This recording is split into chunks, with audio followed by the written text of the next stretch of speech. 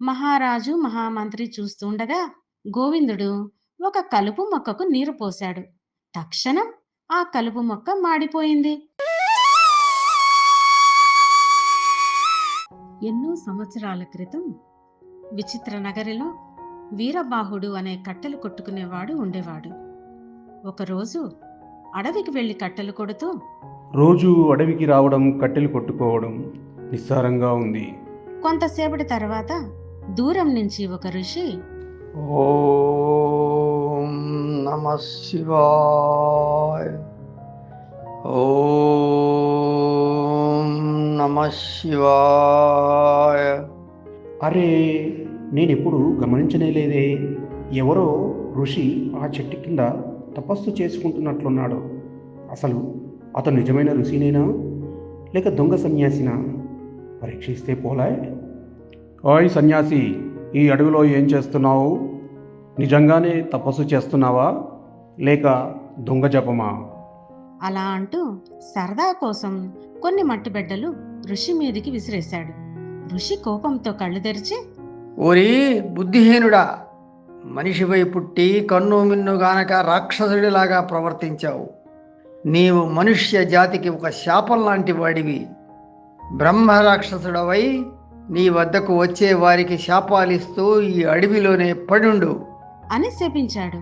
తాను ఎంత పెద్ద తప్పిదం చేశాడో తెలుసుకున్న వీరబాహుడు పశ్చాత్తాపంతో ఋషి కాళ్ల మీద పడి, స్వామి, నేను అజ్ఞానంతో మీరు గొప్ప తపస్సంపన్నులని తెలుసుకోలేకపోయాను. నన్ను దయతో మన్నించి నాకు శాప విమోచనం కలిగించండి. క్షమించండి స్వామి, క్షమించండి నన్ను. అందుకు ఋషి శాంతించి వీరబాహుడికి శాప విమోచన మార్గాన్ని చెప్పి వెళ్ళిపోయారు.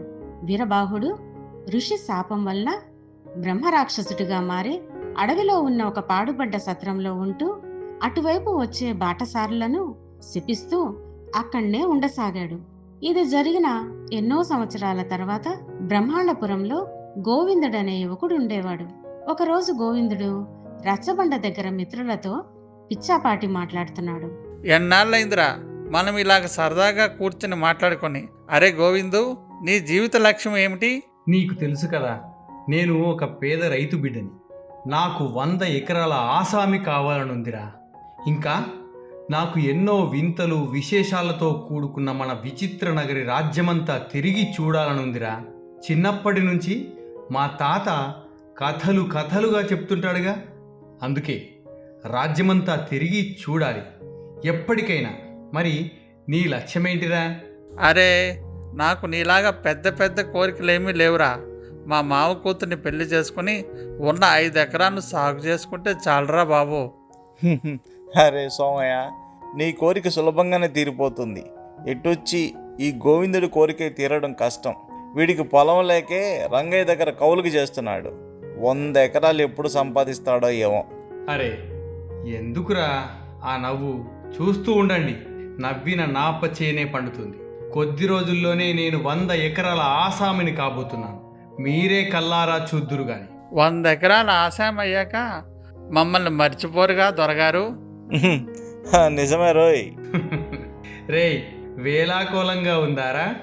అలాగే నువ్వు 100 ఎకరాల ఆసామి అవుతావు. కానీ ఎల్లుండి రాజధానిలో అమ్మవారి జాతర ప్రారంభం అవుతుంది. ప్రతి సంవత్సరం చాలా ఘనంగా చేస్తారు. రేపు నేను బయలుదేరుతున్నాను. నాతో ఎవరొస్తున్నారు? కేశవ, నేను వస్తాను. రేపు వెళదాం. మరి నీ సంగతి ఏమిటి సోమయ్య? నేను రాలేనురా. నేను మా మావాళ్ళ ఊరికి వెళ్తున్నా. మీరిద్దరూ వెళ్ళండి. కానీ జాగ్రత్త రోయ్, దారిలో అడవి మార్గంలో ఒక బ్రహ్మరాక్షసుడు తిరుగుతుంటాడంట. అమ్మో, బ్రహ్మరాక్షసుడే? నిజమేనారా? రేయ్, అదంతా ఏమీ ఉండదురా. అవన్నీ కట్టుకథలేరా. నువ్వేమీ భయపడకు, నేనున్నాగా నీతో. సరేరా, అయితే రేపు తెల్లవారుజామునే బయలుదేరుదాం. మరుసటి రోజు పొద్దున్నే కేశవుడు గోవిందుడు రాజధానికి బయలుదేరారు. వారు అలా ప్రయాణించి దట్టమైన అడవిలోకి ప్రవేశించారు. చీకటి పడే వేళకి ఏదన్నా గ్రామం చేరితే అక్కడ బస చేసి తెల్లారి రాజధాని వెళ్ళొచ్చు. ఈ అడవి దరిదాపుల్లో ఏ గ్రామం లేదు. ఎంత కష్టమైనా ఈ ప్రయాణం కొనసాగించాల్సిందే. చాలాసేపు అడవి మార్గాన నడిచిన తర్వాత కేశవ, బాగా చీకటి పడింది. ఇంత రాత్రి అడవిలో ప్రయాణం చేయడం అసాధ్యం. నేను పూర్తిగా అలసిపోయాను. ఇక్కడే ఎక్కడన్నా విశ్రాంతి తీసుకుని వెళదాం. అమ్మో, రాత్రుళ్ళు అడవిలో ఉండడం ప్రమాదం. ఎలాగైనా మన ప్రయాణం కొనసాగించాల్సిందే. హా, మిత్రమా, ఒక్క అడుగు కూడా ముందుకు వెయ్యలేను. నిద్ర ముంచుకు వస్తుంది. అదుగో ఎదురుగా ఏదో పాడుపడిన సత్రం కనిపిస్తుంది. ఈ రాత్రికి ఇక్కడ బస చేసి పొద్దున్నే వెళ్దాం. నాకెందుకో ఇక్కడ బస చేయడం అంత క్షేమకరం కాదనిపిస్తుంది. మిత్రుడిగా నీ బాగుకోరి చెబుతున్నాను. కాదంటే నీ ఇష్టం. నేను ముందుకు వెళ్ళడానికే నిర్ణయించుకున్నాను. తిరిగి రాజధానిలో కలుద్దాం అంటూ కేశవుడు ముందుకు వెళ్ళిపోయాడు. గోవిందుడు నెమ్మదిగా పాడుబడిన సత్రంలోకి వెళ్ళి గదిలో ఒక మూల శుభ్రం చేసుకుని పడుకున్నాడు. పడుకోగానే గాఢ నిద్రలోకి జారుకున్నాడు. మధ్యరాత్రిలో ఎవరో గోవిందుడిని కొట్టినట్లు అనిపించి ఉలిక్కిపడి లేచాడు. ఎదురుగా ఒక బ్రహ్మరాక్షసుడు నిలబడి ఉన్నాడు. రేయ్, ఎవడ్రా నువ్వు? అనుమతి లేకుండా నా ప్రదేశంలో దర్జాగా పడుకున్నావు. అయ్యా, నేను పేద రైతుని. రాజధాని వెళ్తూ అలసిపోయి ఇక్కడ విశ్రాంతి తీసుకుంటున్నాను. తెల్లారితే వెళ్ళిపోతాను. ఇక్కడికి వచ్చిన వారెవరిని నేను శపించకుండా వదిలిపెట్టను. నువ్వు రైతువి అంటున్నావు కాబట్టి నీ చేతితో మొక్కలకు నీరు పోస్తే అవి వెంటనే మాడిపోతాయి. అదే నేను నీకు ఇచ్చే శాపం. అయ్యా, పొరపాటుగా ఇక్కడికి వచ్చిన నన్ను ఇలా శాపం పెట్టడం తగదు. రైతుకి మొక్కలకి అవినాభావ సంబంధం ఉంది. మొక్కలకి నీళ్లు పోయకుండా ఎలా ఉండగలను? నా వృత్తి ఎలా చేసుకోగలను? దయచేసి ఈ శాపాన్ని ఉపసంహరించుకోండి అని పరి విధాలా ప్రాధేయపడ్డాడు. సరే, నువ్వింతగా అడుగుతున్నావు కాబట్టి 1 సంవత్సర కాలం పాటు నువ్వు ఈ శాపం అనుభవించక తప్పదు. అయ్యో, 1 సంవత్సరం నేను మొక్కలని తాకకుండా ఏం చెయ్యాలి? బ్రహ్మరాక్షసుడు మాయమయ్యాడు. గోవిందుడు బాధగా రాజధానికేసి బయలుదేరాడు. అలా చాలా దూరం ప్రయాణించి రాజధాని చేరుకున్నాడు. రాజధానిలో అమ్మవారి జాతర జరుగుతోంది. అమ్మవారి ఆలయానికి వచ్చిన రాజు మహేంద్రవర్మ అమ్మవారి పూజ ముగించుకుని బయటకు వచ్చి, మహామంత్రి, రాజ్యమంతా సుభిక్షంగా ఉంది కదా? ప్రజలంతా సుఖ సంతోషాలతో ఉన్నారుగా? ప్రజలకు ఏ కష్టాలు లేవుగా? మహాప్రభు, కొంతమంది రైతులు మిమ్మల్ని కలవడానికి వచ్చారు. తమరితో వారి సమస్యలను విన్నవించుకోవాలట. మీరు అనుమతిస్తే వారిని పిలుస్తాను. తప్పకుండా మంత్రివర్య, వారిని రమ్మనండి. అమ్మవారిని ప్రార్థిస్తూ అక్కడనే ఉన్న గోవిందుడు ఉత్సుకతతో అక్కడ జరుగుతున్న దాన్ని చూడసాగాడు. దండాలు ప్రభు, మా పొలాల్లో క్రొత్త రకం కలుపు మొక్క మొలిచింది. దాని వలన పంట సరిగా ఎదగడం లేదు. విషయం ఏమిటంటే ఏమి చేసినా ఆ కలుపు మొక్క నాశనం కావడం లేదు ప్రభు. అయ్యా, ఆ కలుపు మొక్కల వల్ల రైతులు చాలా ఇబ్బంది పడుతున్నారు. ధర్మప్రభువులు, మీరే ఏదోటి దారి చూపాలా? తప్పకుండా మహామంత్రి, మన రాజ్యంలో చాటింపు వేయించండి. ఎవరైనా ఆ కలుపు మొక్కను నాశనం చేసినట్లయితే వారికి తగిన బహుమతి ఇవ్వగలం. రైతులారా, మీరు నిశ్చింతగా ఉండండి. ఇదంతా వింటున్న గోవిందుడికి బ్రహ్మరాక్షసుడు పెట్టిన శాపం గుర్తుకు వచ్చి అతని బుర్ర పాదరసంలా పనిచేసింది. వెంటనే మహారాజు వద్దకు వెళ్ళి, దండాలు మహారాజా, నా పేరు గోవిందుడు. నేను మీ రాజ్యంలోని బ్రహ్మాండపురంలో ఒక రైతుని. మీరు అనుమతిస్తే ఆ విచిత్ర కలుపు మొక్కలను నేను నాశనం చేసి మళ్ళీ మొలవకుండా చేస్తాను. నిన్ను నమ్మడం ఎలా? నిరూపించగలవా? ప్రభు, రాజధానికి వస్తుండగా దారిలో రాక్షసుడు నాకు శాపం ఇచ్చాడు అంటూ జరిగినదంతా మహారాజుకి విన్నవించుకున్నాడు. ప్రభు, మీరు అనుమతిస్తే బ్రహ్మరాక్షసుడు ఇచ్చిన శాపాన్ని నేను రైతులకి సహాయపడడానికి ఉపయోగిస్తాను. నా మాటలు నమ్మండి. మీరు నా వెంట వస్తే కలుపు మొక్కలను ఎలా నాశనం చేస్తానో చూపిస్తాను. ఏ పుట్టులో ఏ పాము ఉందో ఎవరికి తెలుసు? ఇతని వెంట వెళ్ళి చూద్దాం. మంత్రి మాటలకు రాజు తలాడించి దగ్గరలో ఉన్న పొలం వైపు నడిచారు. మహారాజు మహామంత్రి చూస్తుండగా గోవిందుడు ఒక కలుపు మొక్కకు నీరు పోశాడు. తక్షణం ఆ కలుపు మొక్క మాడిపోయింది. చూశారా ప్రభు, ఈ మొక్క మాడిపోవడమే కాదు, ఇక మళ్ళీ మొలవదు మహారాజా. భలే భలే గోవిందా, ఇదే కలుపు మొక్కను నాశనం చేయాలంటే రైతులకు ఎనలేని శ్రమ. అవేమీ లేకుండా సులభంగా కలుపు మొక్కలను నివారిస్తున్నావు. నీ తెలివితో శాపాన్ని వరంగా మార్చుకున్నావు. ఇంకెందుకు ఆలస్యం? నీకు కొంతమంది పరివారాన్ని ఇస్తాను. రాజ్యమంతా తిరిగి కలుపు మొక్కలను నాశనం చెయ్యి. దీనికి ప్రతిఫలంగా బ్రహ్మాండపురంలోనే 100 ఎకరాలు బహుమానంగా ఇస్తాను. గోవిందుడు సంవత్సరం పాటు రాజ్యమంతా పర్యటించి ఆ విచిత్ర కలుపు మొక్కను నివారించాడు. ఆ ఏడు రాజ్యమంతా పంటలు బాగా పండి రాజ్యం సుభిక్షంగా మారింది. కొన్ని రోజుల తర్వాత బ్రహ్మాండపురంలోని రచ్చబండ దగ్గర ఆ రోజు నువ్వు 100 ఎకరాల ఆసామి అవ్వాలి, రాజ్యం అంతా పర్యటించాలన్న నీ కోరిక విని నవ్వుకున్నావు. ఇప్పుడు వాటిని సాధించావు. చాలా సంతోషం గోవిందా. నన్ను కూడా అభినందించు కేశవ. నేను కూడా అనుకున్న ప్రకారమే మా మామ కూతుర్ని పెళ్లి చేసుకుని 5 ఎకరాలు సాగు చేసుకుంటున్నాను. అవునవును, నీకు కూడా అభినందనలు సోమయ్య. ఏది ఏమైనా మన స్నేహం మాత్రం ఇలాగే ఉండాలి. నా కోరికలు నెరవేరడానికి బ్రహ్మరాక్షసుడి శాపమే కారణం. ఒకసారి వెళ్ళి ధన్యవాదాలు చెప్పుకోవాలి. మరుసటి రోజు అడవికి వెళ్లి చీకటి పడే సమయానికి బ్రహ్మరాక్షసుడుంటున్న పాడుబడ్డ సత్రంలో నిద్రకు ఉపక్రమించాడు. అర్ధరాత్రి దాటాక ఏయ్ మనిషి, మళ్ళీ నా నివాసానికి ఎందుకు వచ్చావు? నేనంటే నీకు భయం లేదా? కిందటిసారి ఇచ్చిన శాపం సరిపోలేదా? అయ్యా, నేను చెప్పేది నెమ్మదిగా వినండి. మీరు ఇచ్చిన శాపం నాకు వరమైంది. నా కల నెరవేర్చుకున్నాను. అందుకే మీకు కృతజ్ఞతలు తెలుపుకుందామని వచ్చాను.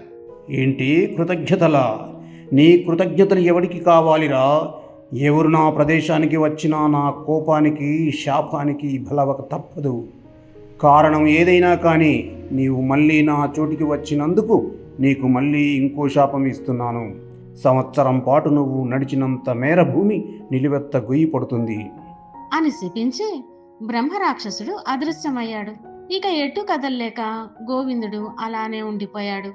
తెల్లారాక అటుగా వెళ్తున్న ఒక బాటసారిని పిలిచాడు. అయ్యా, నా పేరు వెంకన్న. తమరు గోవిందుడు కదా? మిమ్మల్ని నేను ఎరుగుదును. తమరు ఇక్కడ ఏం చేస్తున్నారు? నన్ను పిలిచారెందుకు? వెంకన్న, సమయానికి దేవుడిలా వచ్చావు. నిన్న రాత్రి బ్రహ్మరాక్షసుడు నాకు ఇచ్చిన శాపం వలన ఎటూ కదలలేను. నువ్వు వెంటనే రాజుగారి వద్దకు వెళ్ళి రాజుగారికి నా పరిస్థితి వివరించి నేను రాజధానికి రావడానికి పల్లకి ఏర్పాటు చేయించు. అన్ని విషయాలు నేనే రాజుగారితో స్వయంగా చెప్తానని చెప్పు. త్వరగా వెళ్ళు. అయ్యా, మీరు చెప్పినట్లే రాజధానికి వెళ్ళి పల్లకీని పంపిస్తాను. రాజుగారు పంపిన పల్లకిలో గోవిందుడు రాజధాని చేరుకుని మహారాజు దగ్గరికి వెళ్ళి, దండాలు మహారాజా, నేను మరలా బ్రహ్మరాక్షసుడి శాపానికి గురయ్యాను. నేను నడిచిన మేర నిలువెత్తు గొయ్యి ఏర్పడుతుంది.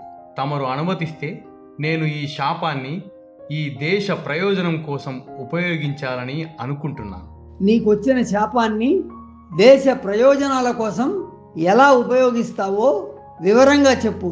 ప్రభు, నీటి వసతి లేని పొలాల కోసం పంట కాలువలు త్రవ్వడానికి గుర్తులు పెట్టించండి.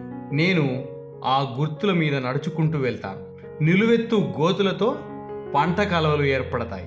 భేష్ గోవింద, నీ ఆలోచన అద్భుతం. రాజ్యమంతటా పంట కాలువలు ఏర్పాటు చేసి మన రాజ్యాన్ని సుభిక్షంగా తయారు చేయొచ్చు.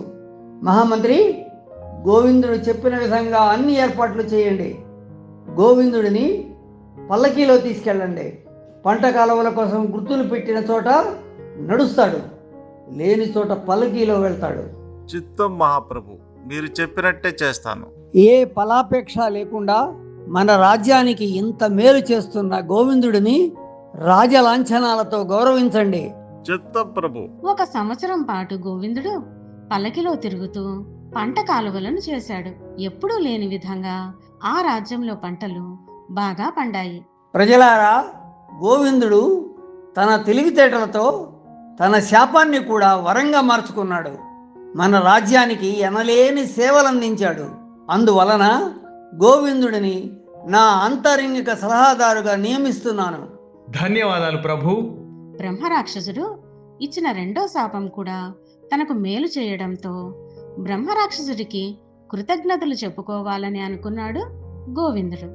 మరుసటి రోజు బాగా చీకటి పడే సమయానికి బ్రహ్మరాక్షసుడు ఉంటున్న పాడుబడ్డ సత్రానికి వెళ్ళాడు. బాగా పొద్దుపోయాక వచ్చిన బ్రహ్మరాక్షసుడు గోవిందుడిని చూసి, ఏరా మళ్ళీ వచ్చావు, నేనంటే నీకు లెక్కలేదా? ఓ బ్రహ్మరాక్షసుడా, నువ్విచ్చిన రెండో శాపం వల్ల కూడా నాకు మేలు జరిగింది. అందుకే నీకు కృతజ్ఞతలు చెప్పుకుందామని వచ్చాను. ఒరేయ్ మానవా, ఎన్నిసార్లు చెప్పినా నీకు బుద్ధి రాలేదా? నీ కృతజ్ఞతలు ఎవడికి కావాలిరా? నీకు మూడో శాపం ఇస్తున్నాను. నువ్వు కోపంతో ఎవరిని చూస్తే వాళ్ళు భస్మం అయిపోతారు. ఇదే నా శాపం. ఈ బ్రహ్మరాక్షసుడు ఇచ్చిన రెండు శాపాలను యుక్తితో వరాలుగా మార్చుకున్నాను.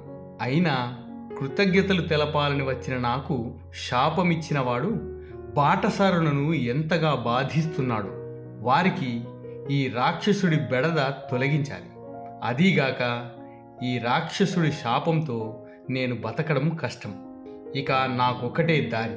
ఓ బ్రహ్మరాక్షసుడా, నువ్విచ్చిన శాపంతోటే నిన్ను అంతం చేస్తాను అంటూ కోపంతో బ్రహ్మరాక్షసుడిని చూడగానే గోవిందుడి కళ్ళ నుండి అగ్నిజ్వాలలు వచ్చి బ్రహ్మరాక్షసుడిని తాకాయి. మరుక్షణం అతను బూడిద రాశిగా మారిపోయాడు. బూడిద రాశి మాయమయ్యి ఒక మనిషి ప్రత్యక్షమయ్యాడు. ఆశ్చర్యంతో చూస్తున్న గోవిందుడితో, అయ్యా, నా పేరు వీరబాహుడు. ఒక ఋషి శాపం వలన ఇలా బ్రహ్మరాక్షసుడిగా మారాను. ఆ ఋషి నువ్వు శాపం ఇచ్చిన వ్యక్తి ద్వారా నీవిచ్చిన శాపం వలనే నీకు శాప విమోచనం కలుగుతుంది అని చెప్పారు. ఇప్పటికీ నీ ద్వారా నాకు శాప విమోచనం కలిగింది. ధన్యవాదాలు అని చెప్పి మనిషిగా మారిన వీరబాహుడు అక్కడి నుండి వెళ్ళిపోయాడు. బాటసారులకు బ్రహ్మరాక్షసుడి పీడ విరగడైనందుకు గోవిందుడు సంతోషించాడు. సమయస్ఫూర్తి, తెలివితేటలు ఉంటే శాపాలు కూడా వరాలుగా మారుతాయి.